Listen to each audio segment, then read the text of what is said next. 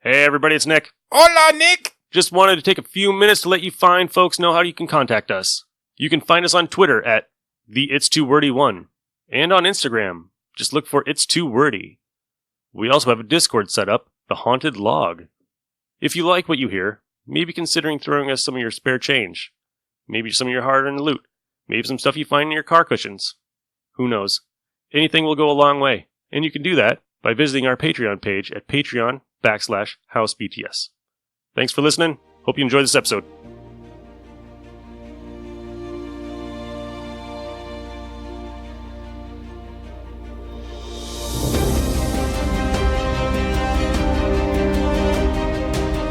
This week on It's Too Wordy, there's a surprise for you in the fridge.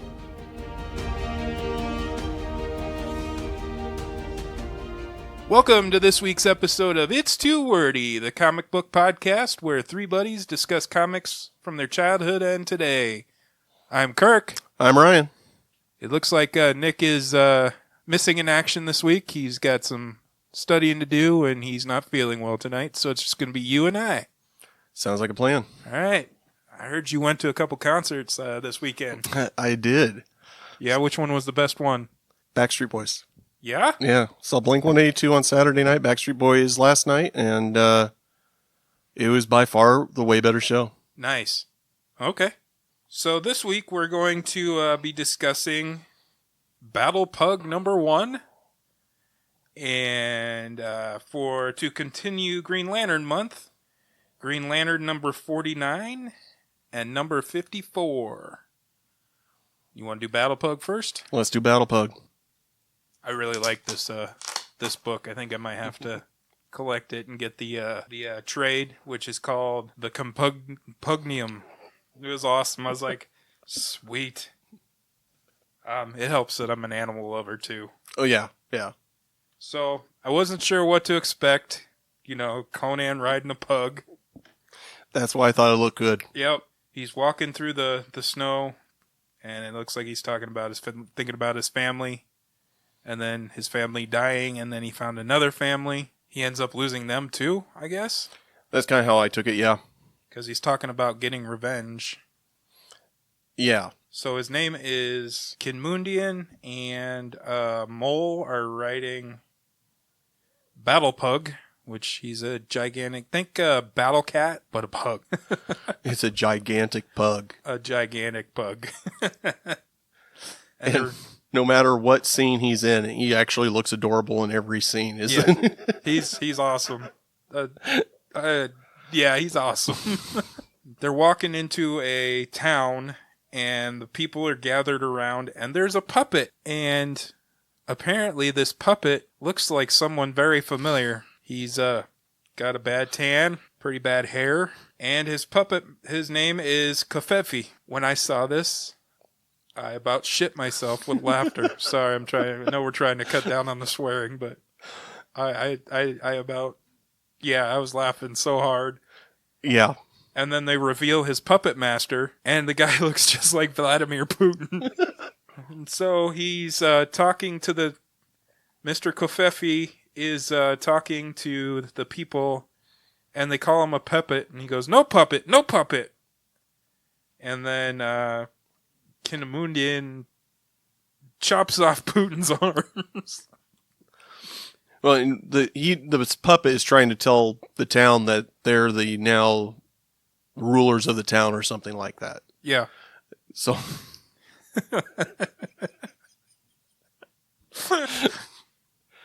this book is just so out there. It is amazingly fun. It is amazingly fun. I was like, and she's like, Mole's like, "Oh my God, you weren't supposed to do that." Well, and then the Putin guy turns into a bear. He turns into a bear. Yep. And he's coming after him, and Battle Pug chomps down on him and throws him. And the bear says, "You got to be kidding me," as he's going through the air. And I'm like, oh. And he's just like, "Good boy." Right? So the townsfolk are saying, "You did it. You destroyed him. And now you're the governor." And then somebody who looks like Princess Fiona in this picture here from Shrek is telling them that they need to come back, and she swears a lot. Yeah. You know? She's a little girl that swears a lot. Yep, she's like probably 8. Yeah. 8, not more than 10. So they travel to the castle, or to the treehouse, or wherever they're going. It looks like the treehouse, right? Looks like a treehouse. Yeah. The first time they walk in, she doesn't even say hi to everybody else. The first thing she says is "big puppy." And what I thought was funny is that there's 2 other dogs, and it's another pug and a chihuahua. Right. On the back. That talk.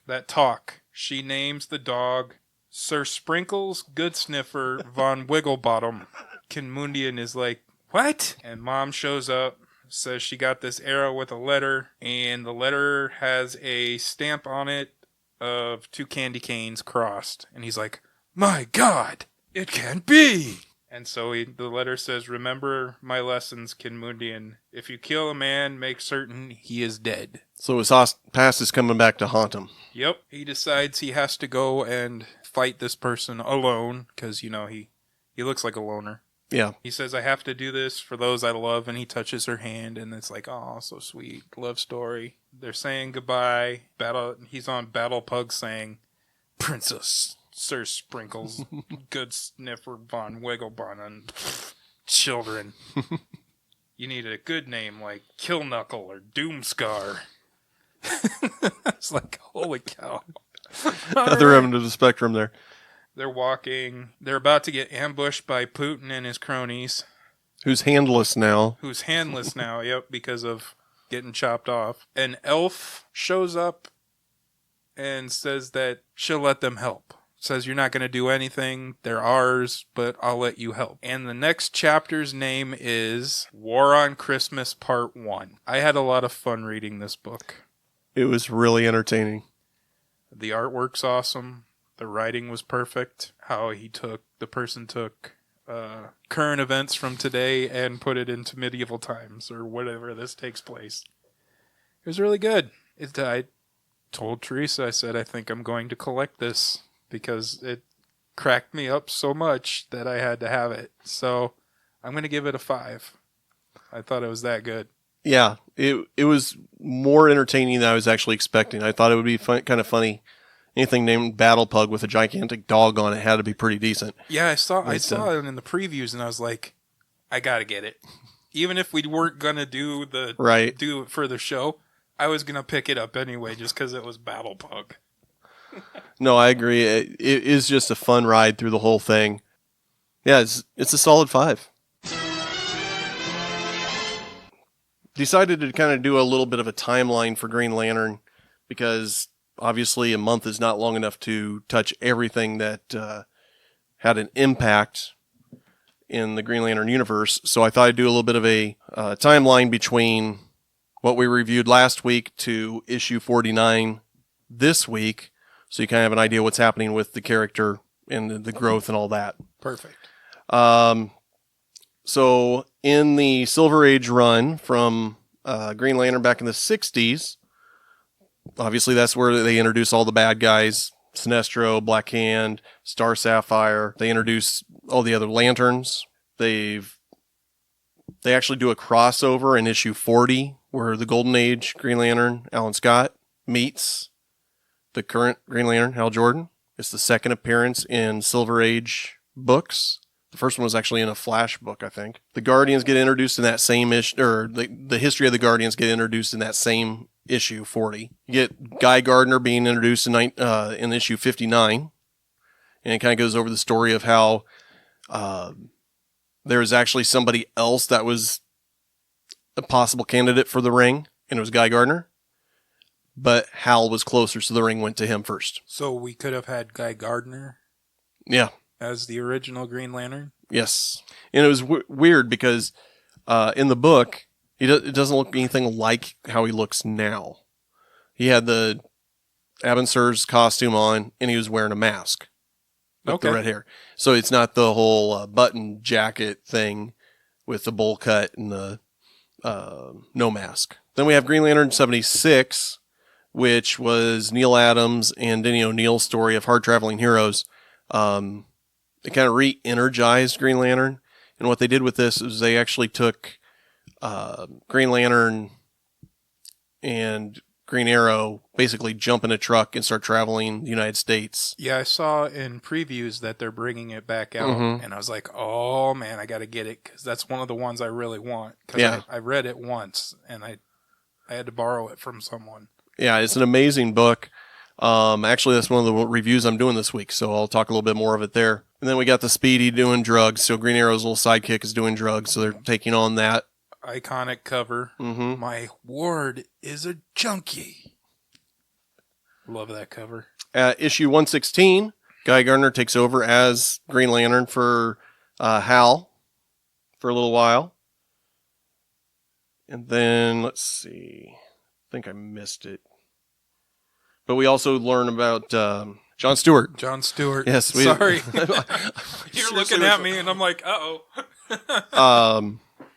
He also introduces John Stewart in this run. And then towards the end of the run, at issue 201, the Green Lantern Corps, Sarlacc, Kilowog, Chip, Aricia, they all come to Earth, and they're all Green Lanterns of Earth at that time. And then into the Volume 3 run, honestly, not a ton happens. You get to meet Boudica, but where things start actually kind of picking up is right before this. So back in, I think it was 94, Superman dies. Yes. Big deal with the Doomsday thing. Yep. All that. Well, it actually kind of crossed over with Green Lantern because one of the other villains in the whole Doomsday thing destroys Coast City. And Hal loses his mind because he's got the willpower to be able to create anything, yet he can't recreate Coast City. Yeah, when I was reading 49, I'm like, what drove him to murder so much? So I had to do a little research on it. So, yeah, make me go a little nuts too. So that's leading us into 49, which we're going to talk about now. All right. So 49 has the iconic cover. It's Emerald Twilight 2, and it's got the iconic cover of Hal having all these rings on his fingers, and it looks like he's just going nuts. And that's because he is. So Coast City is where his family was from, and so he lost all the people he knows and loves in Coast City, excluding Carol. And so Carol survived. Carol survived. Okay.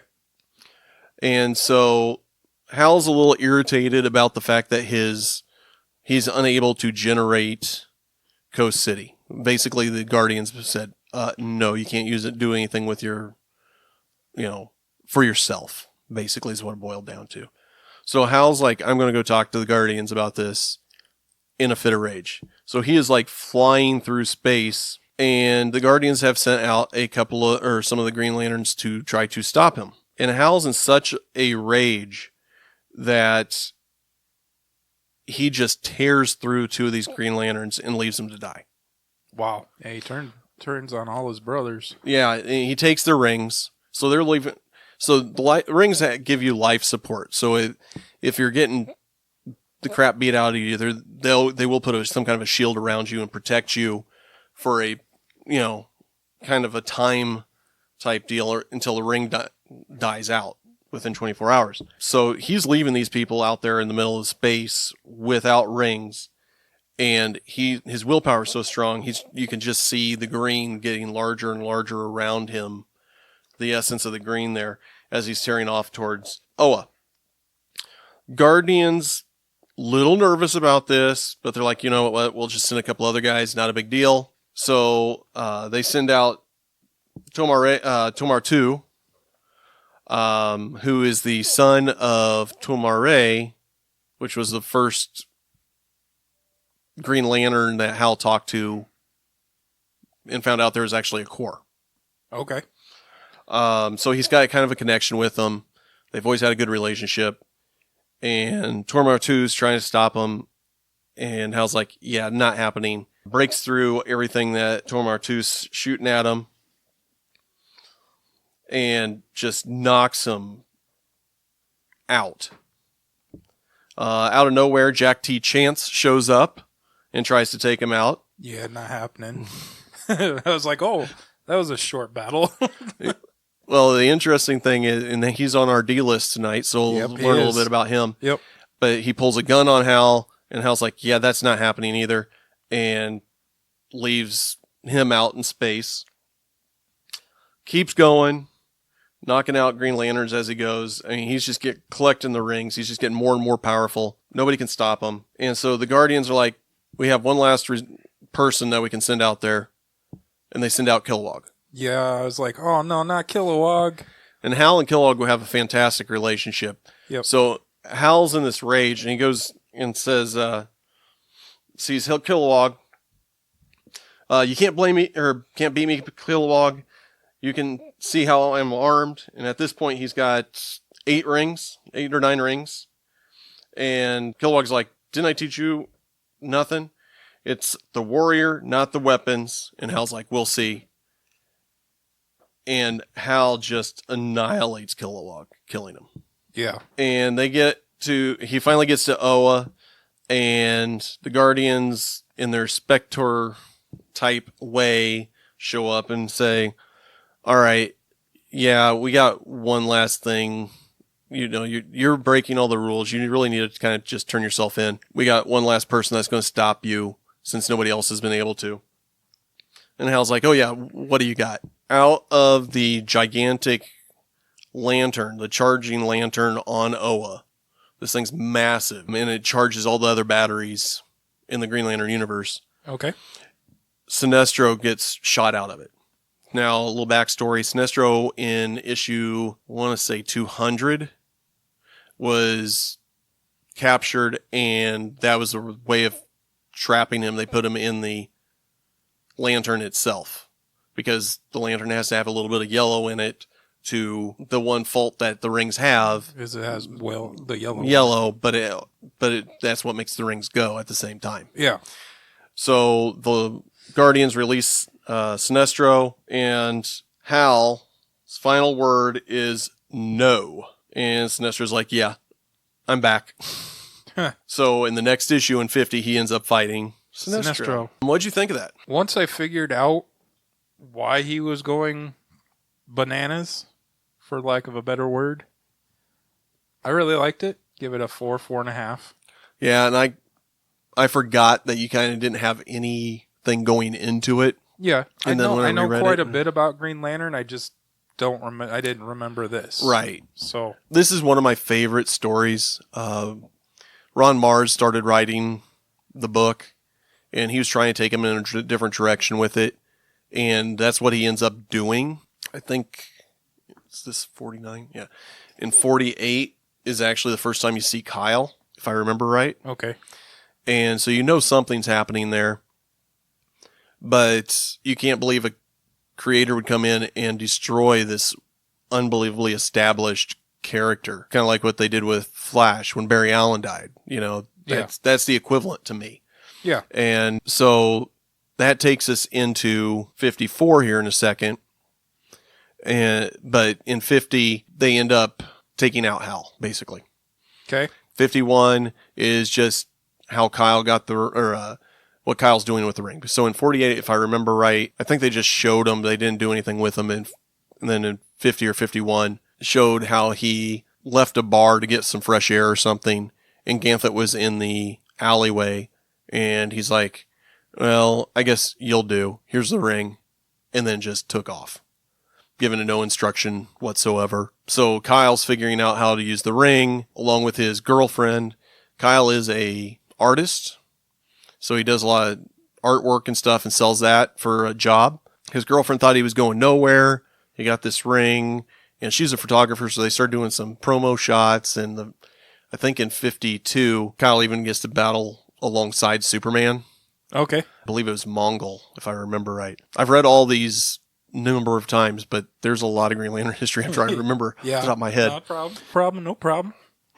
And you start seeing the relationship between Kyle's girlfriend, Alex, and himself redevelop, because all of a sudden Kyle's kind of got a purpose, and she's like, hey, you're not just a bum. And that's where we go into 54. Yep. All right, so with 54, called Deadly Force, and this issue caused a lot of controversy, but we'll get into that in a little bit. So Kyle and Alex went out on a date, and they're coming back home, and he's getting ready to just drop her off and take off, and she's like, hey, why not stay? So Kyle's like, yeah, sure. In the meantime, we see a guy sitting on an airplane learning about Green Lantern and how their employer is wanting the Green Lantern ring. And so this guy is explaining it to the bad guy about, oh, this is what you need to get, and we don't care if you take out the guy or not that's wearing it, just get the ring. And he started talking down to him a little bit, and the bad guy's like, yeah, no, that you don't talk to me like that. I don't understand what's going on. And you find out it's Major Force, which means something in Green Lantern world, but I guess he was a bad guy and some other stuff too. I guess so, but it was kind of funny how he threatened to kill him, to kill the guy too. And the guy's like, okay. Yeah, I'm sure Nick's got like 12 points to talk about Major Force, unfortunately, with him being out, and I did no research on Major Force. In the meantime, Alex is in the shower, Kyle's watching TV, and he sees that things are starting to pop up all over Los Angeles. It's Los Angeles, right? Yes. Yes, he moves later on to New York, so I was trying to remember. Okay. Yeah, it is Los Angeles right now. Yep. So Alex is like, go take care of it, and when you get back, I got a surprise for you. And he's like, okay. So he goes out to find out why these different things are popping up. Dinosaurs are showing up, things like that. There's like this major earthquake stuff going on. And at this point, the story kind of goes back and forth between what's going on with Alex and what's going on with Kyle. Yep. So all you need to know is Kyle ends up saving the city from this future city. And the second he saves them, the city vanishes. Back to Alex. All right. So Alex is sitting at her apartment, and somebody knocks on the door. She opens it up, and a guy's handing her flowers. And she's like, oh, that's really sweet of Kyle to give me flowers. And she looks at the note that is attached to the flowers, and it says, I'm going to kill you. Well, that's pretty straightforward. No foreplay, just straight to the point. Exactly. So Alex starts just running for the kitchen, gets a knife. Major Force catches up with her and just starts beating the snot out of her. And that's the last we see of Alex for a little bit. Kyle flies back to the apartment of Alex's and finds a note on the table that says, surprise, or a surprise for you in the fridge, love A. Now, Kyle does notice that the handwriting looks a little off, but whatever. What an asshole. He opens up the refrigerator, and it's only a partial opening, but it's enough that you can see what's happening here. Major Force had basically snapped Alex in half and stuffed her in the refrigerator. Yeah, this issue kind of hit me right in the feels. I was like, oh, man, because keep going. Major Force was just hanging out in the apartment. He figured he'd show back up. So he's like, yeah, give me the ring. And Kyle and Major Force go at it. And Kyle is just like basically lost all control. Is just going crazy at him. And as he's about to just knock this guy completely out, or as he says, I'm going to kill you now. The power of the ring fails. Yes. He's out of juice. He's like Sunspot. He says, I'm running out of energy. The ring's power, it's dead. And the final splash page is Major Force coming up and about to knock Kyle's block off. Yep. Taking it into the next issue. The reason I kind of wanted to discuss that one was because there was so much controversy behind it. Gail Simone, who's an amazing writer, came out and just criticized this book to no end about women getting beaten and things like that, and that perspective of it, which I can see. I can see that, yeah. Me not being a woman, I don't know how that, I read it for, we need something to get Kyle going for his yeah. run. Yeah. And they could have done a number of different things sure to make that happen.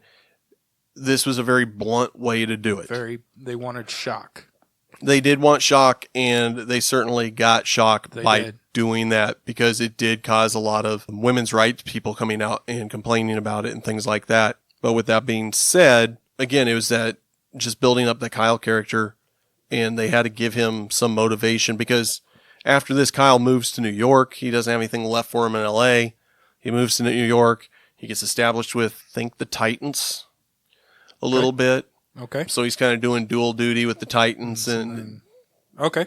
just doing his GL stuff. Again, I don't know if that was the right approach to do it, but when I remember reading it for the first time, I'm like, oh, wow. And it made an impact on me. Yep.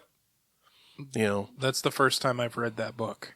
Yeah. Was this time. And I was like, I can see how this caused some problems back in the day. Yeah. So it is a little bit of a notorious book, but what'd you think of it? It made me remember how much I love Kyle. I want to find some stuff with Kyle in it now, because I've read a whole bunch of Hal. I haven't really read anything of Guy or John. But Kyle is... I enjoyed Kyle. Yeah. Probably because I do love... Kyle's my second favorite Lantern. So finding out how he kind of got his... he decided, I got to do this, Yeah. was his girlfriend getting broken in half and stuffed in a fridge. Very good book. I'm excited to read more with Kyle. They've got a couple of trades with Kyle's full story. Well, I know they did 2 trades. They're going to do a third. I think they ends up canceling it, but it's got the first number of issues he's involved in it. The Omega Men. I think it's Tom King that wrote it. It was Omega Men. 2011-ish, maybe? Okay. It's about the Omega Men, but Kyle's very heavily in that. The later issues of Kyle, when he's out in space and stuff, that's where I really started liking him a lot, just because he was so earthbound for so long. Yeah. And they got him out into space, and you could see his ideas start flowing. Yeah, I think I read a book. I think it was the Green Lantern Corps. Mm-hmm. Corps, and he was in it. I can't remember what the book was about, but he was using like his powers. I think he made a space car or something like that he could fly in, and I was like, wow, he's got a lot more imagination than old Hal.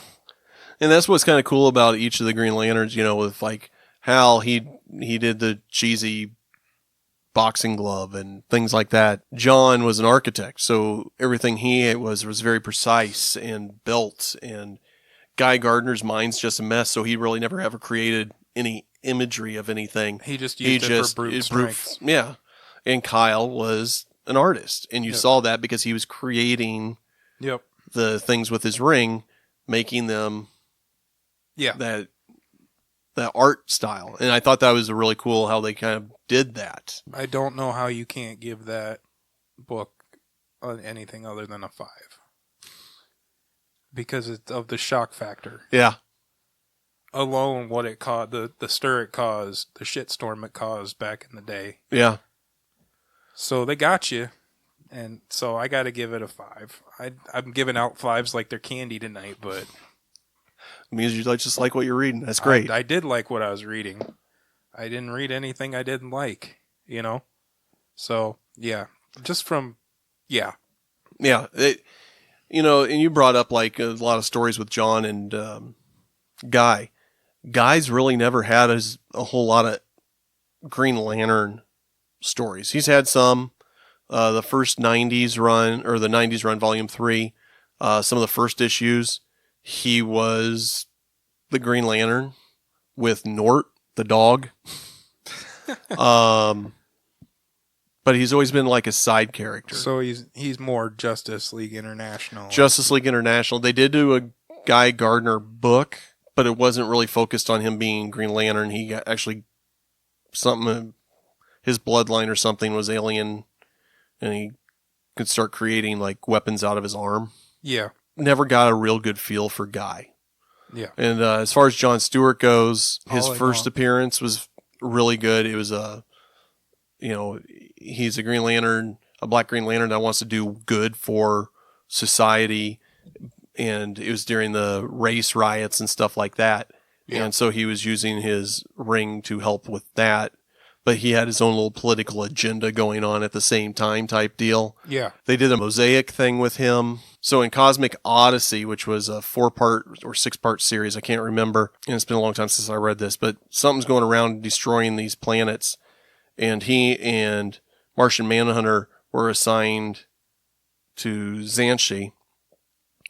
And John was really full of himself. And he's like, I can save this planet with no help whatsoever from you, John. Leave me alone. And the planet got blown up. And so John had that on his shoulders throughout, and that rolls into Mosaic. So he's kind of this sad, pathetic guy that's just blaming himself repeatedly over and over and over about losing or destroying this city or planet. And in Mosaic, and I can't remember the reason why, the Guardians took cities from all over space and made a town, hence Mosaic. Okay. And they were trying to get everybody to work together, but it was the same issues no matter what race you were or species for that matter. There was the alien gangs and things like that, and he was trying to handle that, and the Guardians assigned him that to try to help show that he still is good as what he does. He just made a mistake. Yeah. And they've actually developed him into a better character since then. He was the Dark Star for a while, paralyzed for a bit. Yeah, the only thing I've ever seen him in was the cartoon. Yeah. I could not figure out why Jon Stewart was a big deal because I never watched the Justice League cartoons. Yeah. And then I watched one day and I'm like, that's not Green Lantern. And so people that were watching that were a fan of that, saw John as the Green Lantern, and he got a fan base because of that. Because of the cartoon. Yes. Okay.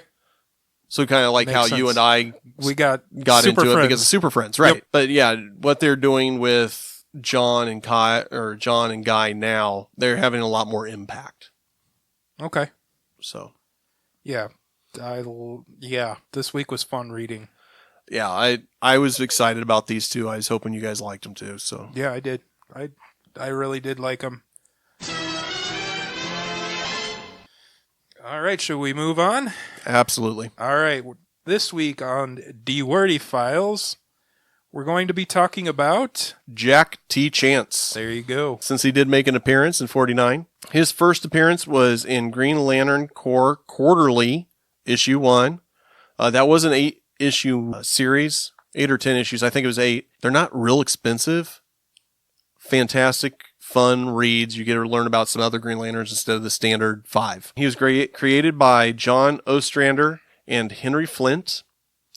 So Jack T. Chance is from the planet Garnet, also known as Hellhole, due to it being one of the worst criminal worlds in existence. The last Green Lantern on the last Guardian sent Green Lantern, was Patham Seth Ortrak, and he got beat up and is dying, and with his last dying breath, he sends his ring off to find a replacement. The ring finds Jack T. Chance and starts explaining it, the procedure of Green Lantern to him, and says, here's the duties, here's your uniform. And Jack T. Chance is like, absolutely not with the uniform. I'm not going to do that. I'm just going to keep on wearing what I'm wearing. So he's got one of those big long dusters on, and he's Western guy. Western guy, right? He did try to pursue the killer of his predecessor to kill him, but the ring wouldn't allow him to do it. So he said, screw it, and pulled out his gun and shot him. Nice. He did end up fighting Hal in Emerald Twilight, and he did get beat, as we saw. He ended up fighting Lobo as well. So he ends up fighting Lobo on Hellhole, and they're going back and forth, and Jack T. Chance has got the advantage because he's got the ring. And Lobo knows about the yellow weakness, so one of the people that died that was around him had yellow blood, so he covered himself in yellow blood and beat Jack T. Chance. Decided he wanted the ring, cut off his ring finger. The ring proceeded to tell Lobo that due to a deal with Jack T. Chance and the Guardians, that the ring won't work anywhere else except on this planet. So Guy just throws the finger in the ring off to the side. Oh, wow. Okay. Or Lobo throws Lobo it. does yes. it. Okay. And starts walking off. I love Lobo. So not too long after that is when he fought Hal, and he didn't die. In Emerald Twilight, he was left for dead. He didn't die, though. He was captured by Manhunters, which were the original Green Lantern Corps, I guess. The Guardians created these robots, and they realized that although they did what they were told to do, they couldn't use the emotional spectrum at all to kind of determine right and wrong. Okay. that black, that gray Black and area. white. So they went away from the Manhunters and went with the Guardians. Well, somebody reactivated the Manhunters, and the Manhunters grabbed Jack T. Chance. He was freed by Guy and Hal and got welcomed back to Oa with a hero's welcome. He was considered one of the Lost Lanterns. I think there was like 6 of them. They just disappeared, and this is how they brought him back. Okay. And he and the rest of the Lost Lanterns went to Cord, which is Sinestro's homeworld, to rescue Hal. And he found that Kyle Rayner was possessed by Parallax. So that's the yellow entity that creates all fear. So Kyle and Hal got possessed by Parallax? Mm-hmm. Yes. Okay. So Hal was more possessed by the fear of not being able to save his city. Yeah. Where Kyle was actually possessed by the entity itself. At that point, when they started doing this, the entities, they came up with entities for each color ring, Okay. essentially. So if you've ever seen the Green Lantern movie, the big, gigantic turd-looking like thing, Yeah. that's Parallax. Yeah. Yeah. It's cooler in the book, trust me. It's cooler in the book. It's horrible. So Jack did confront a possessed Kyle, or Parallax, and Parallax killed him. So that's how Jack T. Chance died. Okay. However, he made a comeback. Of course. This is comic books. He did become a Black Lantern in Blackest Night, which we will talk about, We'll talk about at the end of the end month. of the month. Okay. So, that is Jack T. Chance. Awesome.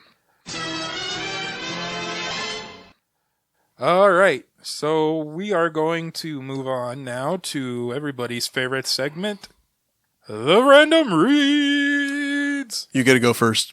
I figured. So this week I am doing Booster Gold. It's a trade, blue and gold, written by Jeff Johns, Jeff Katz, or it's by Jeff Johns, Jeff Katz, Dan Jurgens, and it looks like Norm Rapmund. I don't know who that is. I think that's right. Yeah.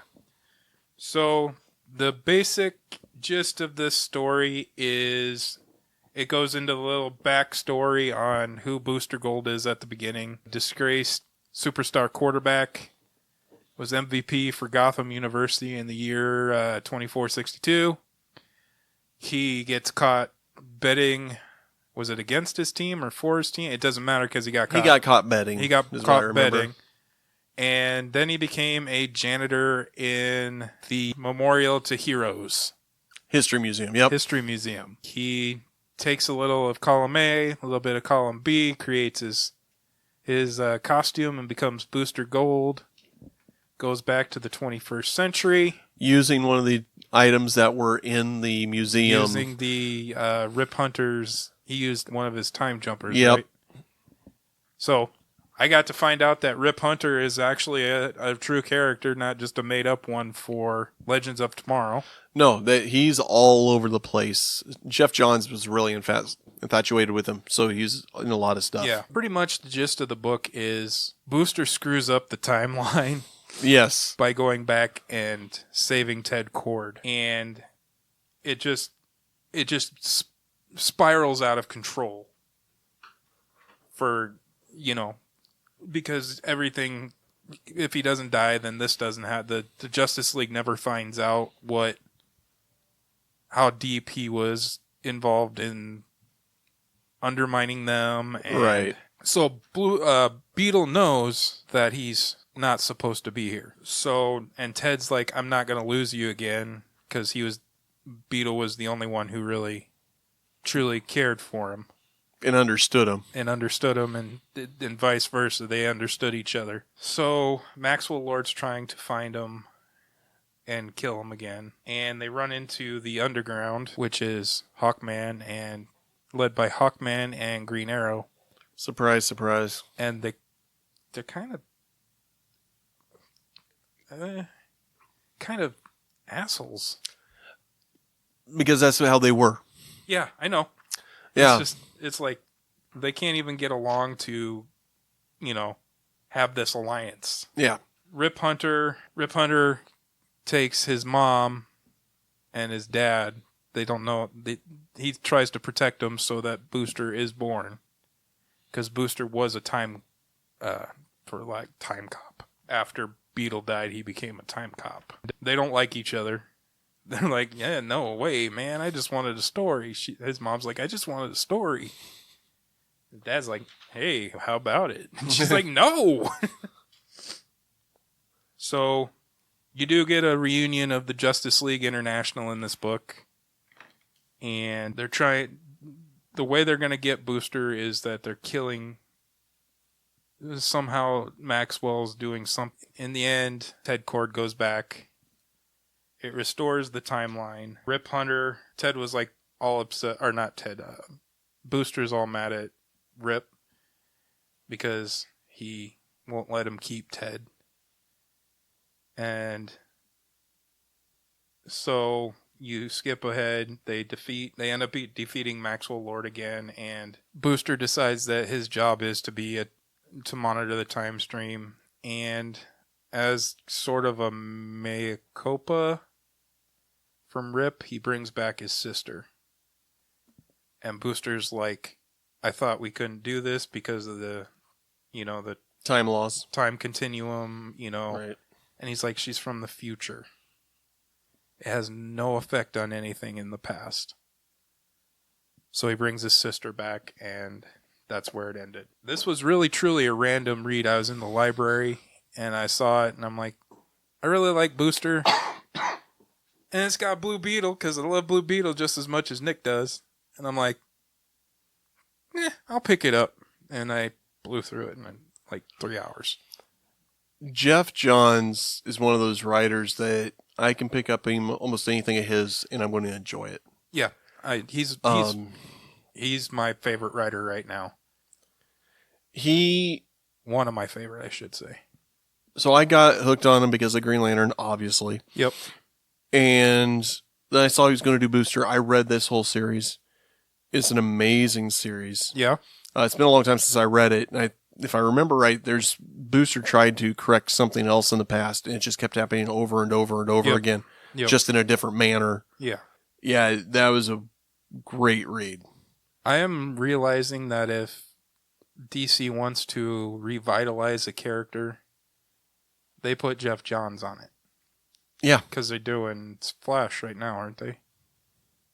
I don't think he did Flash at one point. I thought they rebooted. Maybe I'm wrong. I know he was on Flash before. I think, no, if I remember right, I think he was the one that kind of revitalized Flash's villains to make him kind of cool. Yeah. He did do a Flash rebirth. I remember that. Right now he's doing Shazam. Okay. But his hands were all over the place during this time frame. One of my favorite trades that I bought was the JLA with him and Jim Lee. I'm like, this guy just knows how to write. He wrote the Justice Society. Amazing. He did Hawkman. Amazing. Yep. He tried to put Hawkman into continuity. Yep. And he's, no matter how good he was, he just couldn't do it. He couldn't do it. Yeah. It took Robert Venditti to come up with a plan on that one. But yeah, he is an amazing writer. And one of the things I do like about him is there's always something kind of personal with his stories. He'll create characters like Star Spangled. There's a Star Spangled All-Star. No, it wasn't All-Stars. I can't think what it was, but it's a gal and a robot. And he based the girl off of his sister who passed away. Okay. In other stories, he makes reference to things. It's kind of his nod to his sister and stuff like that. That's cool. So it's kind of fun to try to find those Easter eggs too. It's like, this is a random person. I wonder who that's to Jeff Johns, Yeah. So I'm going to have to say, yeah, I highly recommend this. It was just a happenstance. I was at the library looking for something, and I saw it, and I was like, oh, I'll pick it up. It's Booster Gold. I like Booster Gold. And then I realized it was Jeff Johns, and I'm like, okay, I'm really going to like this. So I recommend you go out, pick up Booster Gold, Blue and Gold. This was the Volume 2 run. So Yep.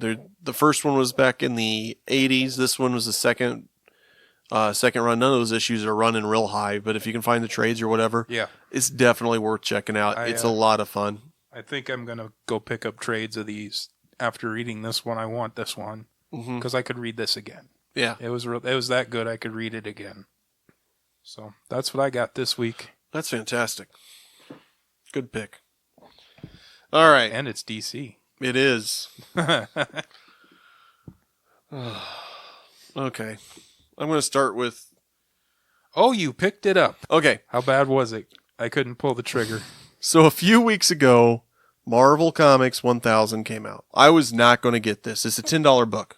Yeah, that's why I didn't touch it.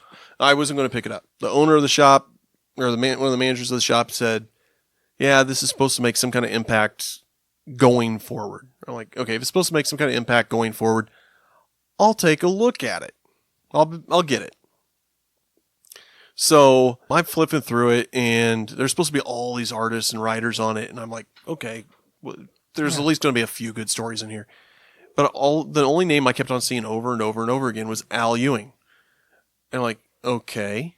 And it took me forever to read. I thought it would be pretty quick because it's basically one-page stories. Mm-hmm. So what this did was basically start at when Marvel first came out in 1939 as Timely. And then the next page is 1940. The next page is 1941. So it's a timeline. It's a timeline of the characters. Now there are a lot of artists on it. There are other writers on it and everything. And I figured out why Al Ewing was all over the place in this book. So as I'm reading it and I figured out what the story going forward is, it starts off kind of slow. I'm kind of bored with it. And I'm like, I don't know who any of these characters are. Why do I care? This mask keeps appearing. The Black Rider. So this was from All Western Winners from 1948. There's a character called the Black Rider. And he's dying, and this guy takes off this mask. And the Black Rider's like, don't take off the mask. You don't want this responsibility. He takes off the mask, and the guy dies instantly. He was kind of surviving with the mask. Yeah. But the second the mask was removed, he dies instantly. So the guy that took the mask starts wearing the mask. And it's following, so we'll have like 5 or 6 stories that are nothing to do with this, and then all of a sudden the mask appears again. Okay. And so forth and so on. So this mask is going to be a huge story at some point in Marvel. In some book. In some book. Or some books. It could be the big crossover or whatever. Yeah. Even some of the characters I did not know, I thought were pretty entertaining. Joe Hill wrote Doctor Strange for the 1951 because it's Strange Tales premieres, and it shows Doctor Strange finding his cape, and his cape's kind of choking him and sticking its cowl up its nose and his nose and everything, and he finally just gets it off and throws it in the washing machine. And that's how it ends. He's sitting there naked, waiting for the washing machine to go off. And, they had the Not Brandick in here, and it was a lot of interesting stories. I can't say it's a lot of fun because I did find I was bored through most of it. So the best one in here, in my opinion, was when they introduced the Hulk and they had Alex Ross do it. Okay. And somebody's asking the Hulk, so why do you do what you do? And the Hulk's just staring there, staring at him. And the guy's got the microphone in his hand, and Hulk finally just chomps on the microphone. Like, that's actually kind of funny. That's awesome. And then they did Mr. Cable. A Cable retouch for 1991. Okay.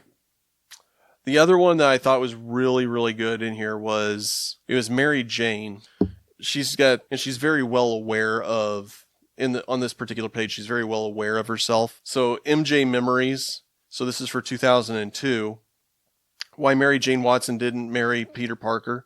Revealed. But she did. But this was revealed in Spider-Man 638. They show the wedding day in 87 and 1988. He's got the Spider-Man black suit, and she's like, oh, yuck, there's spider stuff all over the house. Then she's like, Peter who? And then they got the famous J. Scott Campbell cover where she's sitting kind of on the couch looking over her shoulder with the tank top on. The Spider-Man tank top. Yep, watching Spider-Man fly out the window. and it says 2009. You don't actually think I would sit that way, do you? Yeah. Yeah, it's funny. That's funny. There are certain pages in here that are a lot of fun. Yeah. Once I figured out the Masked Rider thing, I was like, okay, all right, not a character I care anything about, but it's leading into Night Thrasher's back. Okay. He's involved with this mask. And so they have a group back in what they called the original X-Men from 1940, or X3. And it was 3 different guys who thought they're going to be able to change the universe. They didn't have any mutant powers, but they were going to be able to change the universe. And Night Thrasher and these 2 other people are creating the new X3 okay. with this mask. John Wang is one of them, I think. I don't know who any of these characters are besides Night Thrasher. And I read comic books. For $10, no. No, not worth it. No. Did I like the format? I love the format of it. I liked how it was kind of, this character was introduced in this year, and this is a little story about them. That kind of thing. I thought that was really cool. Yeah. I was more entertained by the one-offs than the main story, but there was a lot for the main story. Okay. I thought that the other thing was going to happen was they did a lot of points where they're asking, why do you do what you do, to individuals throughout the book. They asked the Thing, and they asked Hulk, like I said, and there was a couple other ones. And I'm like, oh, there's another storyline going on here. But I could never figure out where the connection was for that. Yeah. Honestly, I'd probably say this is a 3 for me. If it's $5-6, definitely pick it up, check it out. Worth it. But for $10, for the off chance that the story goes somewhere, it was tough. The only reason they did that was because they brought out Detective Comics number 1000 a few months ago. And Superman. And Superman Action Comics. Action Comics, 1000. Yeah. All right. But that took me forever to read because I just couldn't get into it. You know how it is with... Yeah, I know how it is. And it shouldn't be like that when it's just reading, it's... one-shots. Yeah. Yeah. All right. Next up, I got Year of the Villain, Sinestro, on a quest to kill gods. This was a different take on Sinestro, and I liked it. Yeah. He's always been kind of a thinking villain. And in this book, Lex Luthor sends him off to kill these planet eaters, basically like Galactus's characters. Okay. Right? And nobody can stop them. Every time they shoot them and everything, they keep going. Nothing's stopping them. So what he does is he ends up cutting off one of their fingers and takes the finger back to his laboratory and analyzes it. And on Quard, and he's analyzing it, and he can see that there are these little people that are basically like atoms for humans that are making up these creatures. And their lifespan is that of a gnat. It's like 2.3 seconds or something like that. Okay. But their whole life, they're born, they're teenagers, and then their adult job is fixing these people as they get shot and hurt and stuff. So they're constantly rebuilding these guys as they're fighting so nobody can destroy them. So what Sinestro did was he shrank himself down and went and talked to him and tried to explain what was going on. And they could care less about it. So he went back in, helped them became like a doctor, essentially, and was helping the babies and things like that. And he was in there for so long that he was able to kind of change their culture a little bit because he was helping raise the kids and stuff and convincing them that there's more to life than just this. And he basically expanded their lifetime from 2.3 seconds to like 2.5 seconds, which is... that's a huge But jump. for these people, that's huge. That's a huge jump. Yeah. So they stopped healing these guys. Oh, okay. And I've got 0.22 seconds left in my life. I don't want to be working on you. Well, yeah, exactly. So he creates this perfect environment, or what he thinks is the perfect environment. But then you start seeing they start developing, they start doing their own rights kind of thing, like don't pay us more than minimum wage kind of thing. They're, that kind of stuff. And he's able to manipulate these creatures into keeping this one alive. And Sinestro's told this Galactus type creature, if you don't do what I tell you to do, I'll have these guys just stop healing you and you're going to die. So now he's got this creature that's going along with him and doing whatever he wants him to do. And Lex Luthor is like unbelievably pissed about it. Wow. Okay. So I'm like, it's just Awesome. kind of, You it was a pissed off different Luthor. take on Sinestro thinking through solving the problem. So this is part of Year of the Villain then, right? This is part of Year of the Villain, yeah. So I picked up Green Lantern the one that just came out last week. 11, I think. I think it's 11. And he was at the end saying he could help fix the problem. So I was like, what's Sinestro? Okay, now I kind of want to pick up 12. Yeah. I was like, okay. So that ties together why Sinestro was at the end of Green Lantern number 11. Uh-huh. Okay. Got it. All right. I got 2 more for you here. Sure. Next one, Nick already reviewed this. It's Batman Curse of the White Knight. Nick was not a fan of it. I picked it up. I picked up the second issue. I didn't find and I picked up the first issue because I'm like, okay, I read the first series, which was Batman the White Knight. So the whole deal is in the White Knight that the Joker decided how to beat Batman was by becoming sane.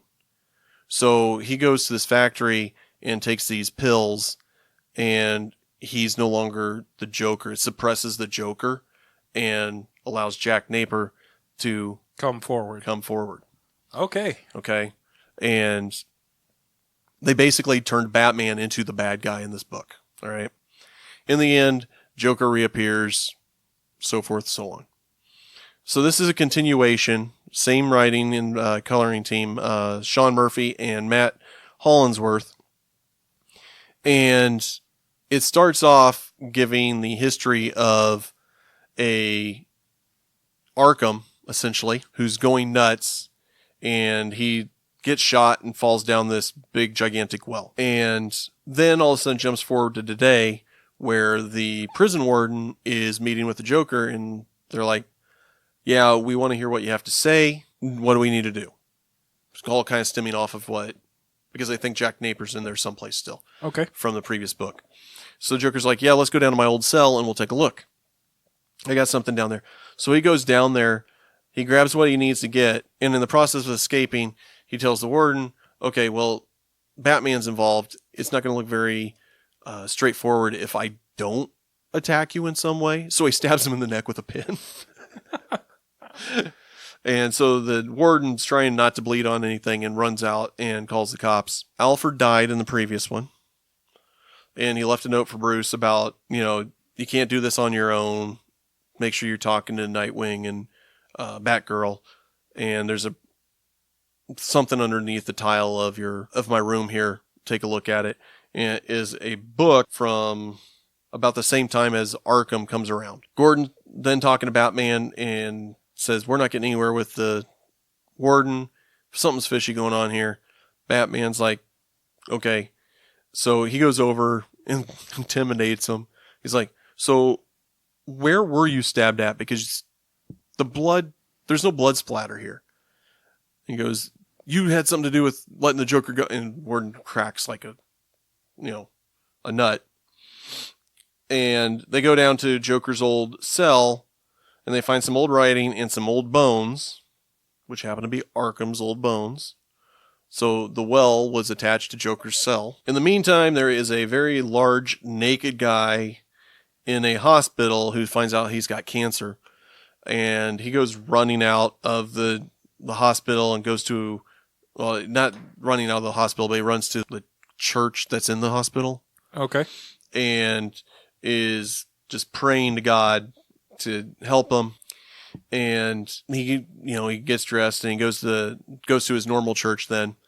And the pastor there, the priest says, you don't have to mop up. He's like, I'm here so often anyhow, I might as well mop up for, do something to help take care of it. So he's a very religious guy. And all of a sudden the lights go out. He looks up, and standing in front of an angel holding a sword is the shadow saying, you have more to accomplish. You need to do this for us. And so he thinks it's an angel. It's the Joker. He hands the sword over to this guy. The sword lights up with flames. This is what the Joker got from his prison cell. And telling him that he needs to slay the demon, the man whose family has cursed Gotham, Bruce Wayne. So Azrael is now in this universe. Okay. And going to be going after Bruce Wayne. Nice. I thought it was decent. I understand where Nick was coming from on it, but he also didn't have that first book to kind of look at and determine whether or not from there. I know it's not necessarily his characters. It reminds me a little bit of like a Batman Gotham by Gaslight. Okay. Which is an Elseworlds. It's a quality read. Okay. Definitely worth checking out. It is Black Label, so it's more of the adult-oriented stories. And the final one I wanted to do is Green Lantern, Green Arrow, issue 76. Okay.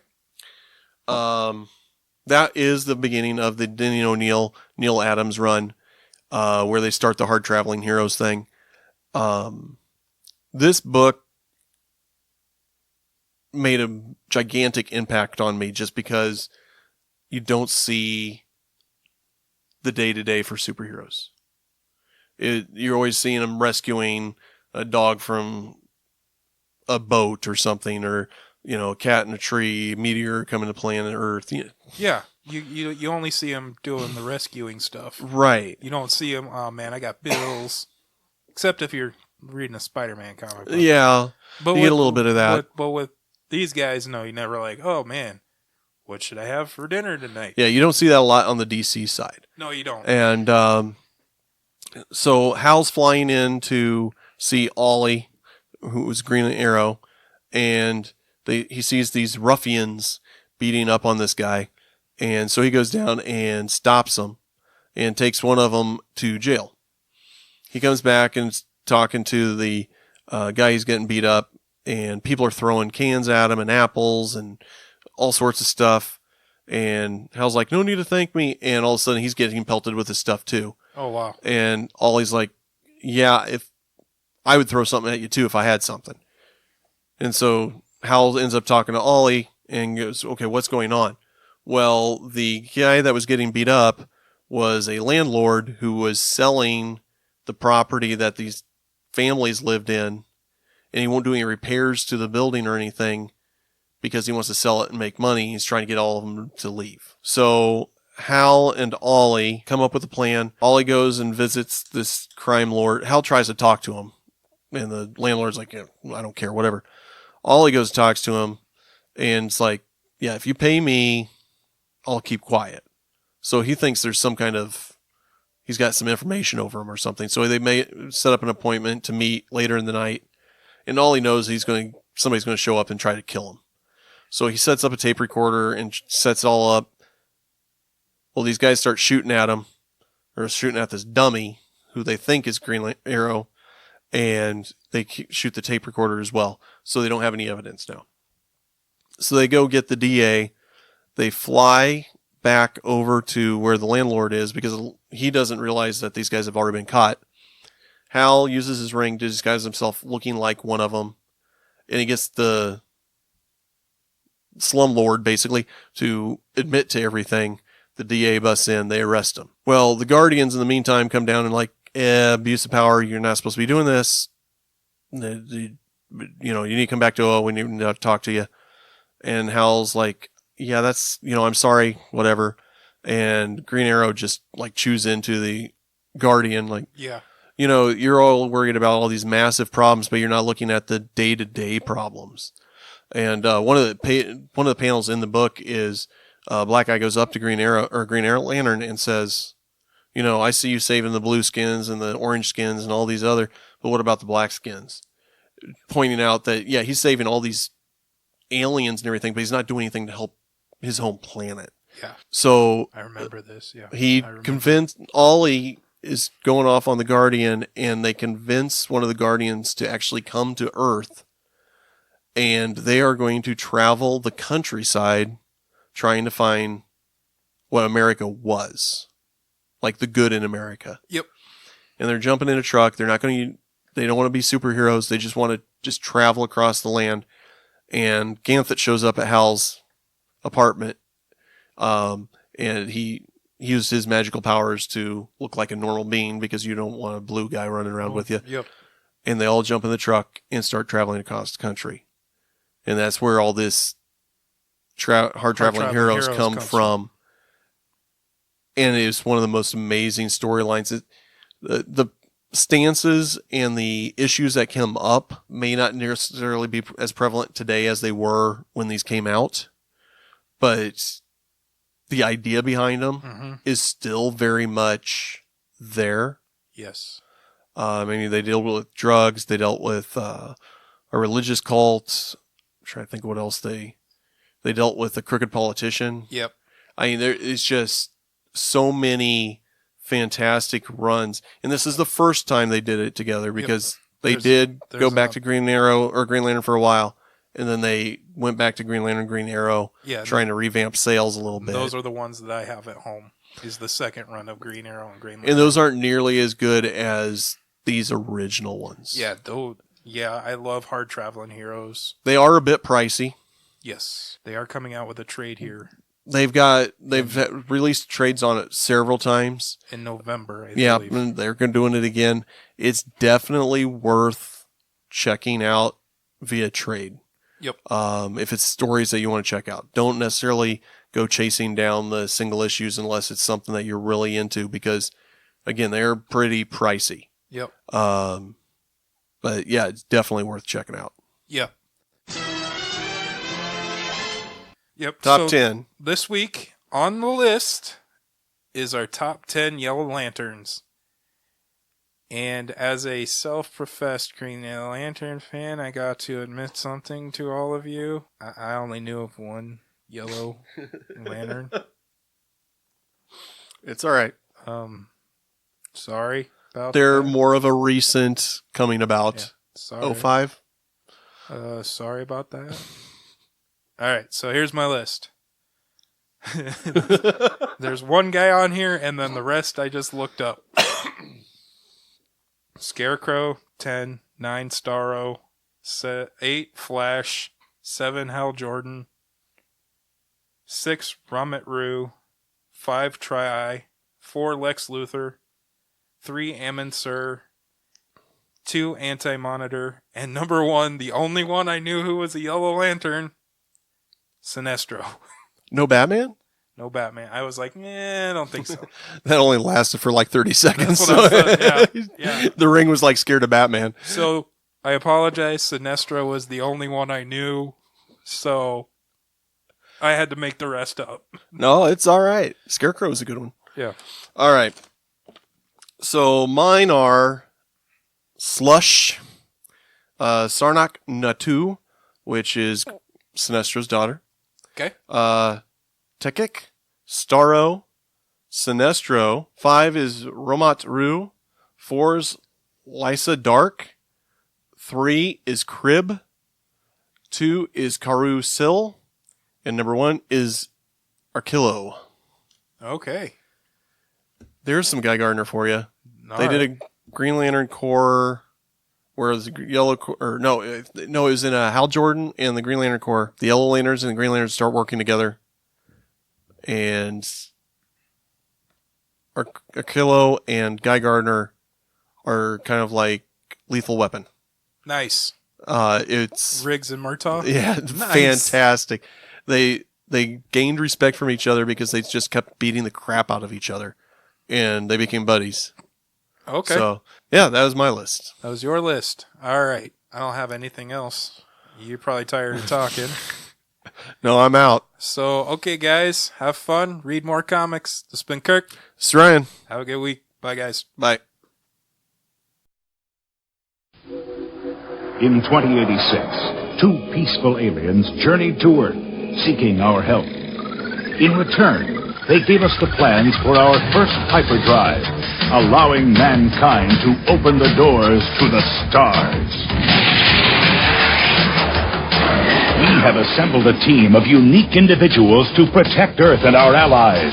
Courageous pioneers committed to the highest ideals of justice and dedicated to preserving law and order across the new frontier. These are the adventures of the Galaxy Rangers.